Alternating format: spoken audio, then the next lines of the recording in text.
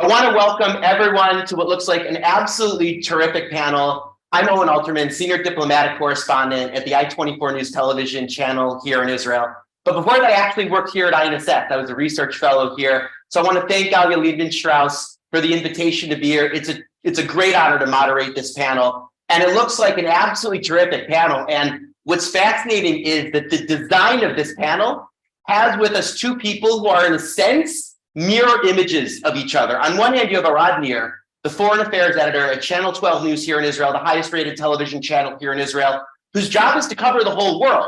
But Arad has a special interest in Turkey and has been following it closely for 30 years. So Arad may be able to tell us more about that, and has a special interest, again, in Turkey, even as he covers the entire world. And on the other hand, we have Yusuf Arim, the editor-at-large at the Turkish television channel, TRT World. So you have television on one side, television on the other.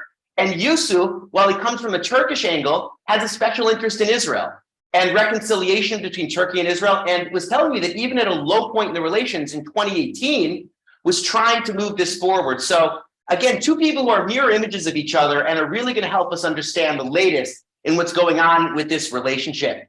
I want to talk in a minute or two with both of you about the big news here in Israel, which is, of course, about the government that, at least at the moment of this taping, is still in formation, and what that government swearing in might mean for Turkish-Israeli reconciliation. But just to get it started, you both, as I just mentioned, have been watching this story for so long with a special interest in it.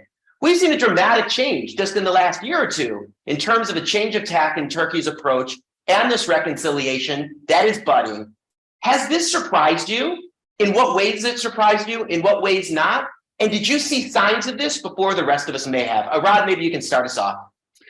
Well, Owen, thank you for inviting me. It's nice to be here. Nice to see you again, Yusuf. And as to the reconciliation process, me too, you know, as a Turkey enthusiast for years, I've been preaching for reconciliation between the countries. And I must admit that in the beginning of this last reconciliation process, I was surprised. Not only surprised, I was skeptic in the very beginning, and mainly because of the past. You know, we've been through the reconciliation process of 2016. I'm sure we'll get back to it. But, you know, as we say in Hebrew, translated into English, once bitten, twice shy, or I think the Turkish version is much nicer. A mouth that was burnt with milk will blow on yogurt. So we've been blowing on yogurt when this current reconciliation process started. And I think also the Israeli government at the time, the government of change, was quite cautious about the process. The engine was President Herzog, who was just sworn in. He was approached by the Turkish side, by Erdogan's presidency. They had a nice long telephone conversation when he was, after he was inaugurated. And he was pushing forward. Bennett, who was the prime minister at the time, didn't really care. He was for it because he saw the realignment of forces in the region, but he didn't work on it. He didn't put any assets on it. Lapid, who was the foreign minister at the time, only the foreign minister at the time before he got to be the prime minister, was responsible for it, and he was extremely cautious. I think that the game changer was the Oknin affair, this the Israeli couple that was arrested in Istanbul for photographing Erdogan's residence over there.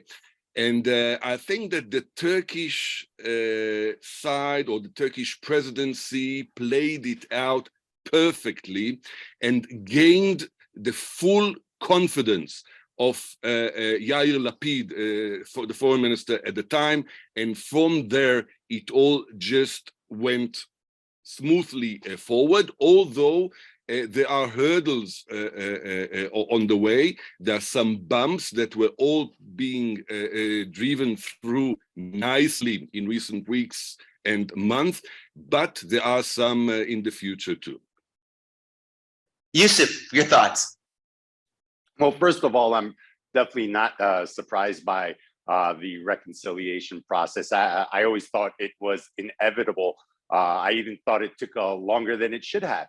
But when we look at the Turkey-Israel relationship, I think many people, when the relationship deteriorates or when there is a normalization process, look at the bilateral issues. Now, I think the important understanding is when you have two regional players either trying to reproach with each other, or when that relationship deteriorates, rather than just look at bilateral issues, you need to look at the regional environmental conditions, the geopolitical conditions that are either causing the deterioration or causing the normalization. And I think that the Turkey-Israel relationship has been, especially over the past 1 to 2 decades, been very susceptible to what was going on in the region.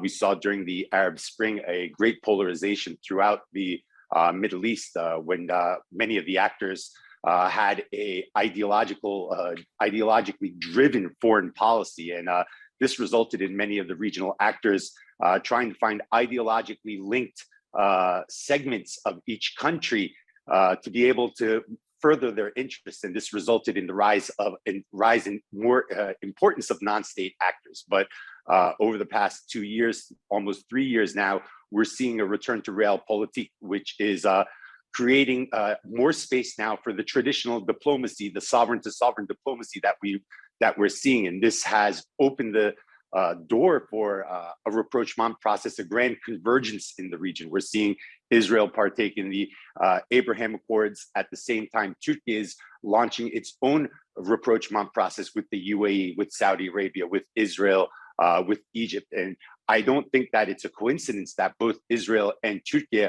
are undertaking the same foreign policy and diplomatic engagement simultaneously, because they're reading the same chessboard at the same time and understanding what they need to do, how they need to prepare themselves for the next decade. So when we have the understanding of less US engagement in this region, when we have the understanding that there could be a return to the Iran nuclear deal in this region, when we're seeing the Turkey-Israel relationship open a void, and that void being filled by actors that can be considered a threat to both Turkish and Israeli national security, both sides are understanding that, hey, we need to fix our relationship because this is to neither of our benefit. It's not the Ankara's benefit, it's not the Israel's benefit. So there needs to be a general understanding going forward, especially on the issue of Iran, especially on other regional issues. So looking forward, I was not surprised. I was surprised that it took this long.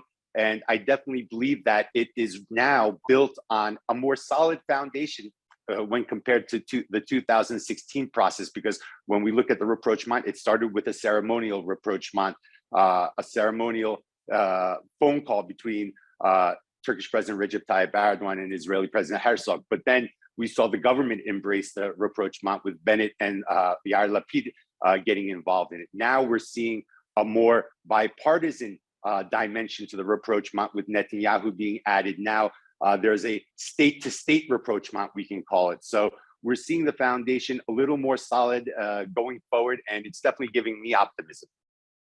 Wow, so much there. I think all of us feel at this point that this is a very different process and feels different on the Israeli end than the one in 2016. And you're right, this is obviously a really geopolitically complex relationship, and I want to get to those issues later.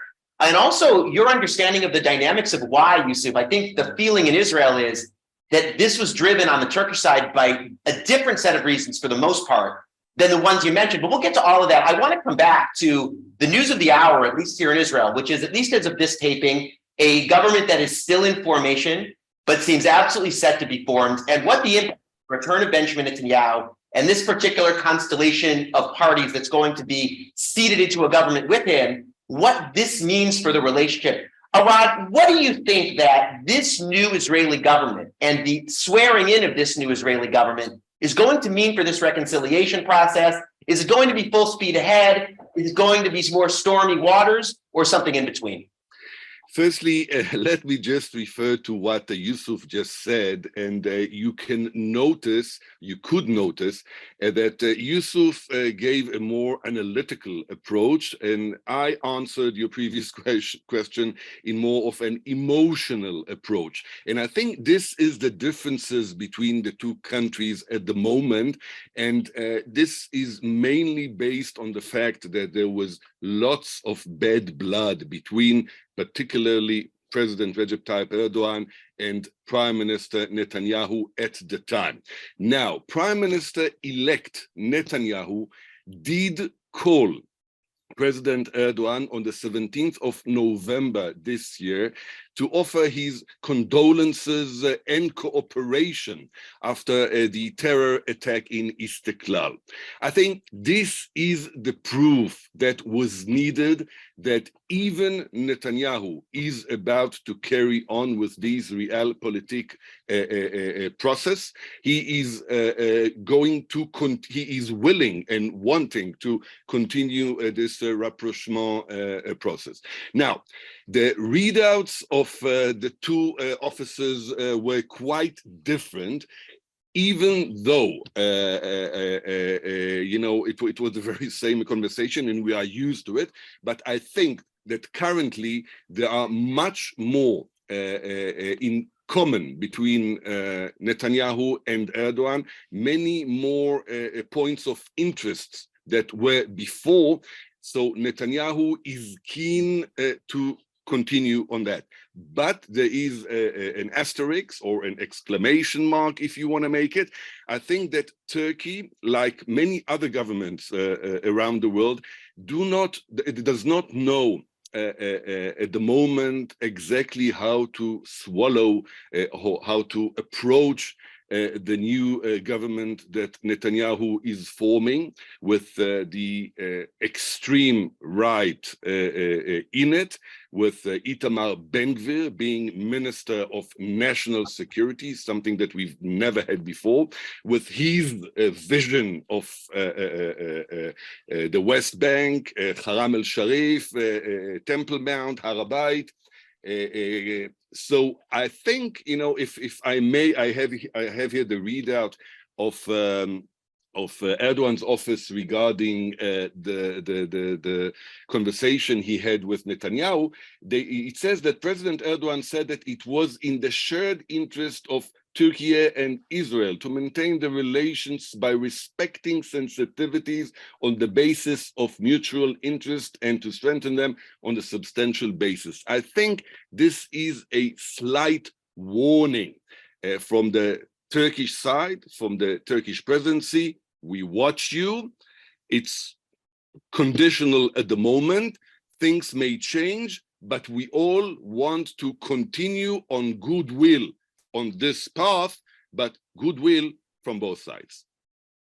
Now, Yusuf, I want to say what's interesting to hear how Arad looks at this, the fact that even Arad, who has not always been so complimentary of Benjamin Netanyahu, has confidence in his interest in continuing this relationship, shows how much I think on the Israeli side, this is a kind of point of political consensus to try to move this forward. Although, as Arad said, there are the potential storm clouds of what might develop and what this government's policies might be. And now that could create friction, of course, not only with Turkey, but with other potential Israeli partners. How do you see all of this? And also want to add, when we speak to you, the Turkish elections coming up in June of 2023, President Erdogan is himself up for re-election, parliamentary elections as well.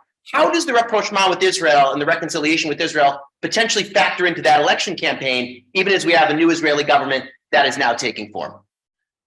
Well, from someone who's on the outside looking in at Israel, from an Israeli perspective, I would assume that right now Netanyahu has a Democrat White House, a White House that is not as warm as a Republican White House would be for him. So I think that Turkey adds a lot of value currently for his potential administration going forward.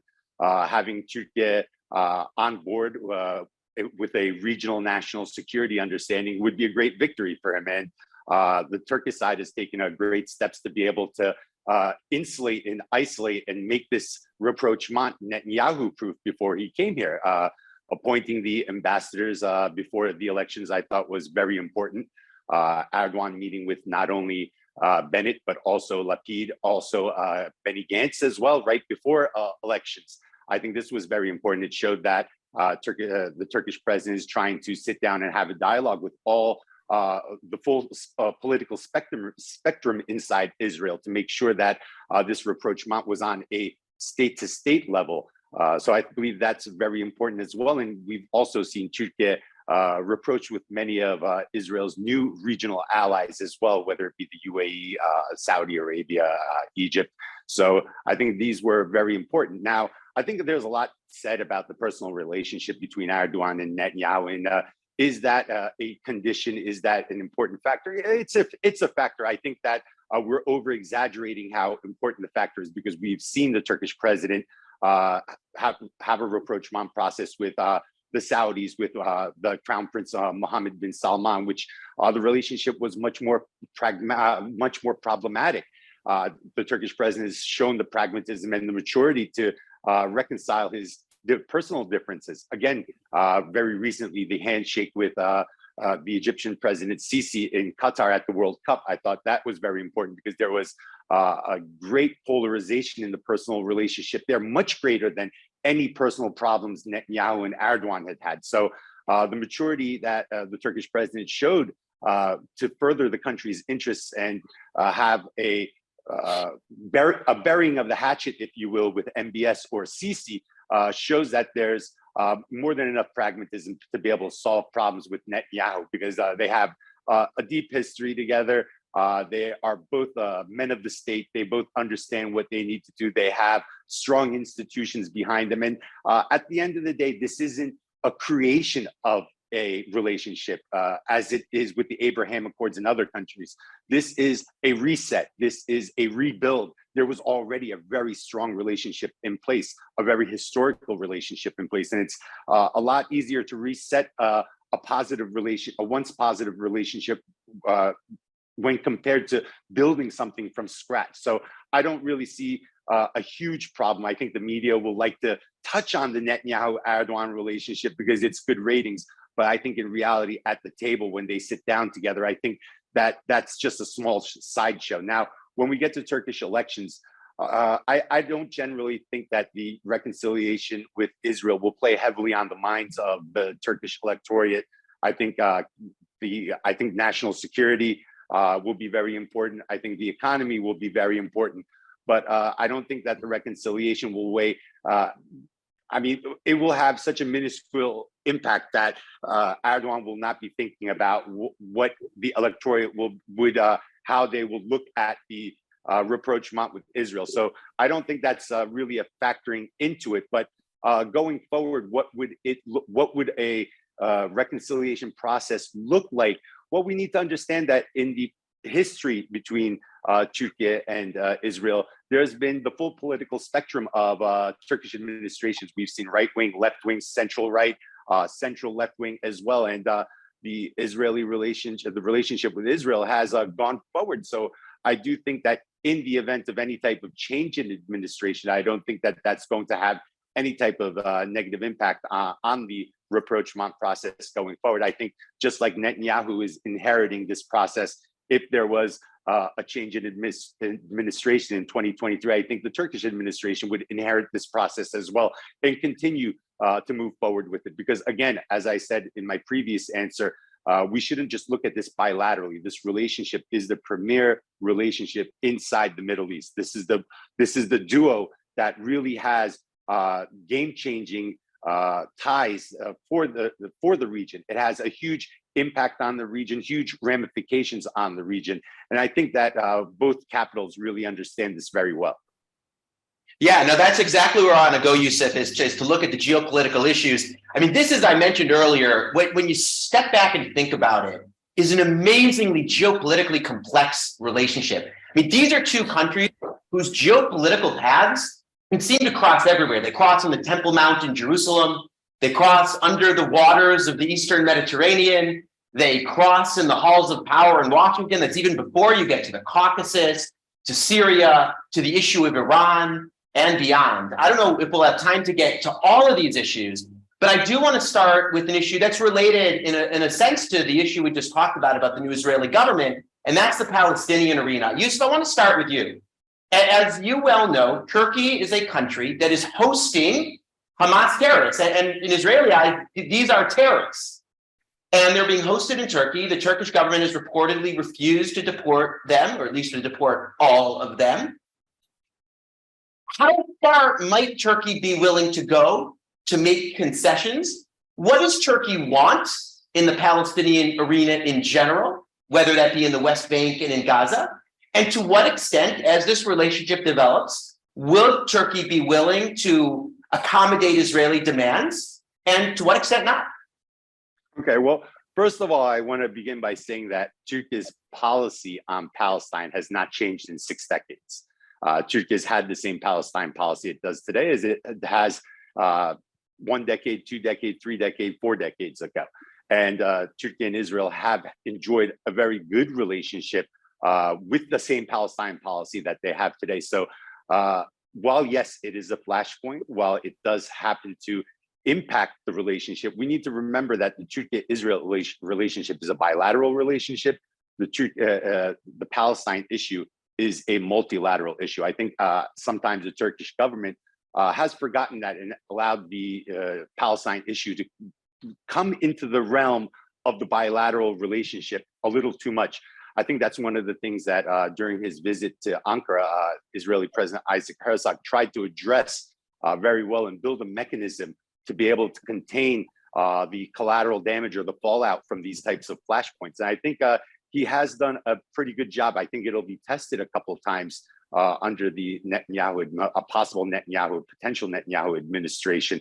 But I do think that the understanding in Ankara is they do understand that their reactions need to be a little more refrained. Their reactions need to be a little more on a political and pragmatic level. So if Turkey is embracing this, they need to understand Israel's national security concerns regarding Hamas. Now, that being said, my previous answer, I was talking about a change in understanding, a return to realpolitik, which has downgraded the importance of non-state actors in the region across the board, which is one of the reasons why we're seeing this grand convergence and a return to traditional sovereign-to-sovereign diplomacy, which has opened the door for many of these rapprochement processes that we're seeing in the region. I think that as part of a trend, not just specific to Turkey's relationship with Hamas, as part of a trend, Turkey is seeing this trend. And yes, Turkey understands that the relationship with these non-state actors is not as critical going forward. This ideological-based foreign policy is being downgraded and replaced by an interest-based, an interest-specific foreign policy, a realpolitik. And I think that Turkey will continue to follow that global trend, and that will impact Turkey's relationship with Hamas. Now, also, when we look at Turkey's support for this group, the support for this group has been strictly political. Turkey has not allowed Hamas any type of military support. It has not allowed Hamas to hatch any type of aggressive plots that would threaten Israel's national security on Turkish soil. And it has been very, very careful with this. And as part of the rapprochement process, we've also seen very strong dialogue between Turkish intelligence services and Israeli intelligence services as well, especially vis-a-vis the Iranian threat on Turkish soil, possibly in Syria as well, and throughout the region. So I think that when we look at all these combined and bring this into one big picture, I do think that the Hamas issue is definitely an issue that can be compartmentalized inside this relationship. Will it have a flashpoint effect? Maybe from time to time. I think it's the same as I take the Palestine issue on one side and the Hamas issue on one side, because one is a Turkish concern, one is an Israeli concern.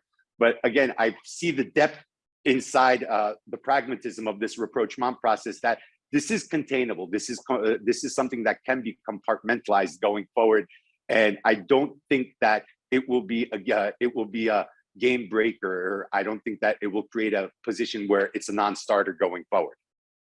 You know, I mean, very interesting. I mean, just to respond for a minute, certainly from an Israeli perspective, the issue of Hamas the issue of Turkish funding to projects in Jerusalem that I know has happened over the course of a number of years, I don't know status at the moment. Those are not, from Israel's perspective, multilateral issues, right? Hamas is shooting at our civilians. That's not a multilateral issue, right? That's a bilateral issue in a sense between Israel and Turkey and Israel and the Palestinians. Jerusalem to the Israeli public is Israel's capital. Turkish activity in the capital is not a multilateral issue. From Israel's perspective, it's a bilateral issue. And of course, Israelis vociferously object to any distinction between a political element in Hamas and a military element. From Israel's perspective, I think this is a perspective across a wide swath of the Israeli public, is that they're interconnected. Arad, I do want to come to you. Can I say one thing, Owen, if you'll allow me to? Sure. I think that Turkey in some of its relationships has the same problems with some of its allies, has the same problem with the United States vis-a-vis the YPG, its relationship there, has the same problem with Russia in Syria, with some groups, support for some groups, again, has the same problem with some of its European allies vis-a-vis their relationship with the PKK or their relationship with the FETA terror group. So I think that Turkey understands Israel's concerns because it has the same concerns with other countries as well, with non-state actors that it views as a threat. But it's manageable with those relationships. I think that Israel's national security understanding should have the pragmatism and maturity going forward to be able to understand Turkey's position with this as well. And also, when I mean a multilateral approach, I understand, again, Israel's national security concerns inside of their country domestically versus this group. When I mean the Palestine issue is a multilateral issue, I'm saying that it's something that's discussed at the United Nations level with resolutions on the United Nations level. That's why I think Turkey should approach this from a multilateral perspective rather than put it on the bilateral plate. This is something that if Turkey has a problem, this problem should be carried at the UN and less face-to-face when the two countries meet going forward. So it's something that's compartmental, that can be compartmentalized going forward, as long as there's the political will on both sides.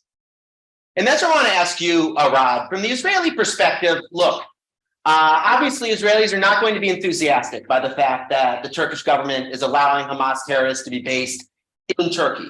On the other hand, we both know Turkey feels a special connection to Jerusalem because of history and because of Recep Tayyip Erdogan's ambitions in the region. Maybe even the fact that Hamas is based in Turkey could be a good thing for Israel, right? That it's better that Hamas be based in a country with which Israel has a relationship than to be based someplace with a country with which Israel doesn't have a relationship. Maybe that could be used as a kind of restraint. And I guess in the wider frame, what do you think, how far do you think Israel can go to accommodate Turkey's interests in the Palestinian arena? Or is it at a certain point just going to be impossible for the relationship to progress further, given Erdogan's ambitions in the West Bank and in Gaza, which may be contrary to Israel's, especially this government's? Thank you, Owen. Let me start with the Hamas issue, and let me remind us all that in the very beginning, this was a precondition by the Israeli side that Turkey will close Hamas offices in Istanbul. Turkey did some measures regarding this, but it never closed Hamas offices in Istanbul, and it always said that it will not close Hamas offices in Istanbul, only because of the fact, the mere fact that Turkey is hosting Hamas people because Israel asked her to do so after the Shalit agreement. You know, Turkey said, we won't play this flute. It didn't play it, and the process carried on even now with Netanyahu willing to continue. So the Hamas issue is not as important, I think. Yes, for years I've been preaching that Turkey should be a mediator between Israel and Hamas in Gaza in certain issues. Israel never wanted to engage Turkey in that. Again, once burned, twice shy after the negotiations with Syria. Israel does not trust Turkey as a mediator in any issues at the moment. But regarding the Palestinian issue, I am less optimistic than Yusuf is. Recep Tayyip Erdogan is a pragmatic gentleman, leader, and politician, but he is, to my impression, extremely emotional when it gets to the Palestinian issue. This is why I think that the whole rapprochement now will have to walk on thin ice, on eggshells, because we are heading into a very complicated government here in Israel, which eventually will cause complicated situation between Israelis and Palestinians. I don't know how, I cannot predict, and I wish I could rely on what Yusuf have just said, but I cannot predict how will Erdogan react should there be bloodshed on the Palestinian side again. And I remind us all that the last conflict between the two countries after the 2016 rapprochement was in 2018, after Trump moved the American embassy to Jerusalem, and 61 Palestinians were killed on the borders with Israel on the wall. So I don't know how, I cannot predict how Erdogan will react should things like this happen again. And I remind us all that the Abraham Accords with the Emirates went out of the closet. Israel had relations for decades with the Emirates, but they went out of the closet in order to eliminate Netanyahu's wish to annex the West Bank. This was the letter that MBZ gave to Netanyahu in order to stop this process, which he saw as very dangerous. Now the government is full of ministers, full of the coalition actually is for annexation. I can't see Netanyahu stopping it. Maybe not in a week, maybe not in a month, maybe not in a year, but eventually this will be on the table, or it is on the table, even before the government is formed. So as I said in the beginning, everyone is watching, but should this government take a dangerous turning point, I think it will jeopardize many agreements and rapprochements that we are experiencing at the moment. Wow, thank you both so much. I wanted to go into the other geopolitical issues, especially the Eastern Mediterranean. Unfortunately, we won't have time, and I do want to tack back to domestic politics as we close, because at the end of the day, that's going to be such an important factor in how all of this moves forward. Yusuf, I want to start with you. What does public opinion in Turkey look like in terms of how Turks view Israel? I saw some polls, old, it has to be said, a number of years old, where public opinion wasn't all that positive toward Israel. We all remember when those polls came out. Is that still the case, even with the change in relations? How does Recep Tayyip Erdogan manage this?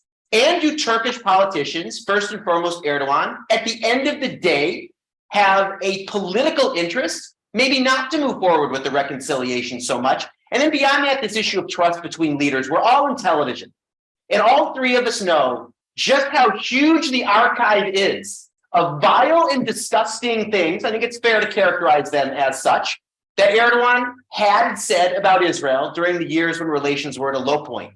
Given all of that, and Arad is talking about the emotions that this stirred in Israel, and I agree with them 100%.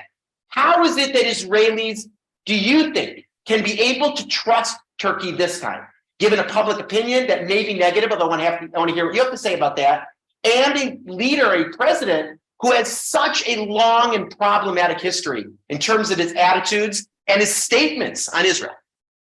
Okay, well, first of all, let's start with the public opinion dimension of the question. Public opinion-wise, I would like to think that the public opinion regarding the rapprochement process is definitely positive. And I shouldn't talk about this just in an Israeli-specific rapprochement process-wise. I think generally the rapprochement process that Turkey is partaking in the Middle East, the grand convergence, I think is supported by Turks whether it be with the UAE, whether it be with Saudi Arabia, whether it be with Egypt or Israel. We're seeing it on the front pages of newspapers, and we are seeing it generally supported. We're seeing almost a record level of Israeli tourists coming to Turkey. I think this is a very welcome development going forward, and I think the economy, whether it be the defense sector possibly going forward, intelligence sharing going forward. And I think this is all welcome developments. This is something that the Turkish public understands is in the benefit of Turkish interests. And frankly, I have not heard someone say, oh, I'm against this reconciliation process.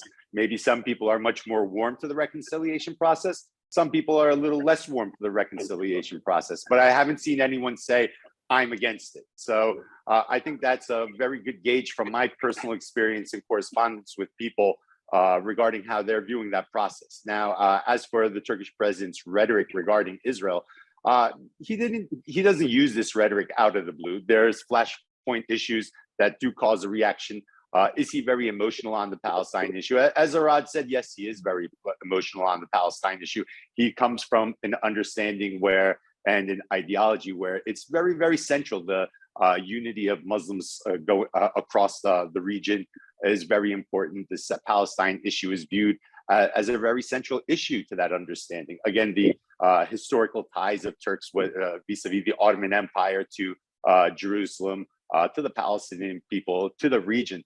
These are all very important inside, not only inside his party's ideology, but also with his coalition partner as well, the MHP, the Turkish Nationalist Party. So this is something that his base views as very important. And as such, it's also something that's very important to him.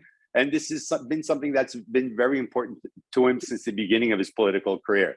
Now, going forward, can we continue to see that type of emotion running through him? Yes, it's possible. I mean, I understand I'm optimistic, and at times Arad seems a little more skeptical. Anything can happen. These are human beings. Human beings have emotions. At times, emotions get the best of them. But we need to understand that the Turkish president's been in power for over 2 decades. He understands very well his country's interests.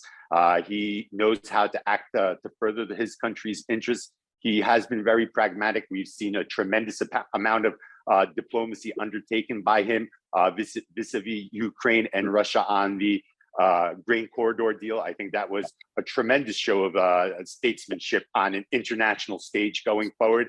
And I think he can easily replicate the understanding and the diplomatic capacity that he's shown, whether it be on the grain deal with the United Nations or going forward on any type of issues with Israel, or going forward on any type of regional rapprochement process. As for Israel being able to trust the Turkish president, I don't think Israel should look at it as putting trust in an individual. Individuals come and go. States are perpetual. States are continual. Israel should put its trust in the Turkish state. The Turkish state is here to stay forever, just like the Israeli state is here to stay forever. And states trust states. I don't think that individuals come and go. We're here today talking on TV. Tomorrow will be dust. And again, I think that the important part of this rapprochement process it was embraced and included many parts of the Israeli political spectrum. And I think that's how one of the strategies that the Turkish side used to be able to place it on a more sound foundation going forward and quote unquote try to Netanyahu proof it.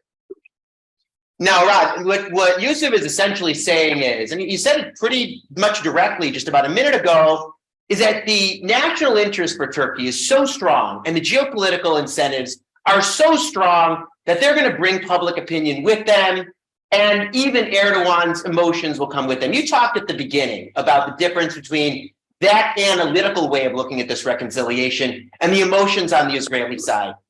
Is that a message that is going to be enough for Israelis to trust this process and to make it move forward? Or is this a process that at the end of the day doesn't require too many sacrifices on Israel's part such that it doesn't matter? How do you react to the way Yusuf looks at this and explains the Turkish side?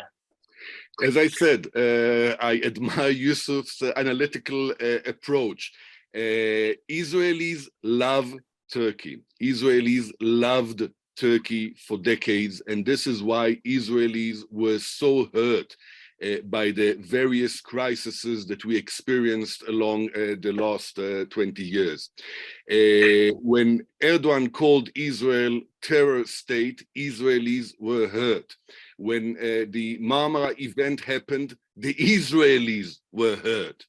The Mavi Marmara flotilla, I mean. Now, during all these times, during all these crises, every single poll that I encountered said, the majority of Israelis said they support reconciliation with Turkey. They were angry with Erdogan, they were upset with Erdogan, but they wanted to go back to Turkey. They continued to fly Turkish Airlines, although they didn't get out of the airport in Istanbul. They connected everywhere.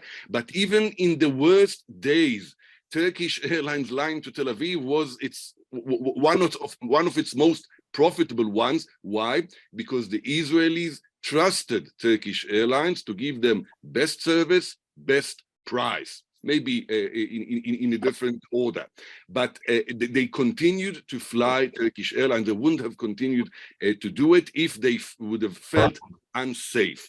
Now, Israelis are pouring again to Turkey, to Istanbul, to everywhere, and this is nice because they want to be hugged by the Turks. As I said, they love. It was a love affair that was broken during all these years. This is why I am really I won't say worried, but I sense that it's still on the Turkish side to gain the trust of the Israeli people, and this is very a fragile situation because of what we are dealing with at the moment. And I keep on coming to this point that I'm really worried, and I don't I cannot predict what will happen in the region at large. After this new government will be formed, if it will imply its stated policies vis-a-vis Israelis and Palestinians in the West Bank and elsewhere. Wow, Arad, we'll have to leave it there. Yusuf, we'll have to leave it there. But I want to thank both of you. Terrific panel. Really interesting to hear perspectives coming at it from the Israeli side, from the Turkish side. Each of you with a deep interest in seeing this reconciliation happen. So I want to thank both of you and thank all of you watching at home for a great panel. Thank you.